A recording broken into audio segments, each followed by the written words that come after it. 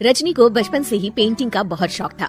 वो हमेशा से ही पेंटर बनना चाहती थी, पर उसके माँ और पिताजी ने उसको कभी भी इस चीज के लिए सपोर्ट नहीं किया और उसकी शादी नीरव से हो गई। नीरव रजनी को बहुत प्यार करता था, पर रजनी हमेशा चुपचाप ही रहती। वो इस शादी से खुश नहीं थी। वो ये शादी नहीं करना चाहती थी। उसे तो हमेशा से पेंटर जो बनना था। अपने इस सपने को वो नहीं पूरा कर पाई, इसलिए वो हमेशा उदास रहती थी। रजनी, बहुत ही बढ़िया फिल्म लगी है, कल देखने चले? नहीं जी, कल मुझे बहुत काम है, मैं नहीं जा पाऊंगी। अच्छा तो कोई बात नहीं, संडे को चलते हैं। देखिए, मुझे फिल्म देखना पसंद नहीं है, आपको जाना है तो चले जाइए। नीरव को मना करके रजनी वहाँ से चली जाती है और अपने बैग को खोलकर उसमें बंद पड़े ब्रश और कलर्स को देखकर रोने लगती है। रजनी, चलो ना कहीं बाहर खाने चलते हैं, कुछ तुम्हारी पसंद का। जी मुझे नहीं जाना, मेरी तबीयत ठीक नहीं है। रजनी वहाँ से चली जाती है। नीरव को समझ नहीं आता कि रजनी उससे इतना दूर क्यों रहती है। वो जब भी उसके साथ वक्त बिताना चाहता है, रजनी कोई ना कोई बहाना बना देती है। एक दिन घर पर कोई नहीं था। रजनी घर का सारा काम जल्दी से खत्म कर लेती है। घर पर अकेले होने के कारण वो सोचती है कि वो आज पेंटिंग करेगी। वो अपने कमरे में जाकर पेंट ब्रशेस और कलर्स निकालकर जैसे ही कलर मिक्स कर रही होती है कि दरवाजे पर बेल बज जाती है। अब कौन आ गया इस वक्त? इतनी मुश्किल से तो मुझे पेंट करने का मौका मिला है। रजनी दरवाजा खोलती है तो उसकी सास अपनी सहेलियों के साथ खड़ी होती है और सब घर के अंदर आ जाते हैं। अरे बहू, सबको शरबत बनाकर पिला दे, बाहर तो बड़ी गर्मी है। जी। रजनी पेंट ना कर पाने से उदास हो जाती है। उसे गुस्सा भी आ रहा होता है कि उसने इस शादी के लिए हाँ क्यों कह दी।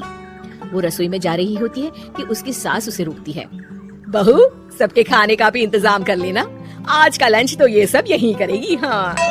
रजनी बिना कुछ कहे रसोई में चली जाती है। सबके लिए खाना बनाती है। सब खाना खाते हैं और रजनी घड़ी देखती है कि ये सब कब जाएंगे ताकि वो अपनी पेंटिंग कर सके। जब शाम होती है तब सब चले जाते हैं अपने घर। अरे बहू, सब तेरे खाने की तो बहुत तारीफ कर रहे थे, सबको बहुत अच्छा लगा खाना। आपको मुझे सुबह बताना चाहिए था ना कि आपकी सहेलियां आ रही हैं। पता भी है कितना वक्त लगा सारा खाना बनाने में। अरे बहू, तू ऐसे कैसे बात कर रही है मुझसे?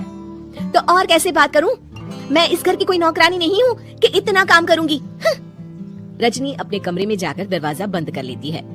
शाम को जब नीरव आता है तो उसकी माँ उसे पूरी घटना के बारे में बताती है। क्या रजनी ने आपसे इस तरह बात की माँ? हाँ, और पता नहीं उसे क्या हो गया है, शाम से बाहर भी नहीं आई है। मैंने तो कई बार आवाज दी, खाना भी नहीं खाया उसने। तू ही बात करके देख ले बेटा। नीरव अपने कमरे का दरवाजा खटखटाता है। रजनी, दरवाजा खोलो, मैं हूँ। रजनी दरवाजा खोलती है और फिर वापस जाकर अपने बिस्तर पर लेट जाती है। रजनी, माँ से बात करने का ये क्या तरीका है? मैंने कोई गलत बात नहीं की है। अरे तुम क्यों ऐसे बर्ताव कर रही हो सबके साथ? क्या तुम इस शादी से खुश नहीं हो? रजनी कुछ नहीं बोलती। अरे बताओ मुझे रजनी, क्या ये शादी तुम्हारी मर्जी के खिलाफ हुई है? हाँ, मैं ये शादी कभी नहीं करना चाहती थी। तुमसे क्या, मैं किसी से भी शादी नहीं करना चाहती थी।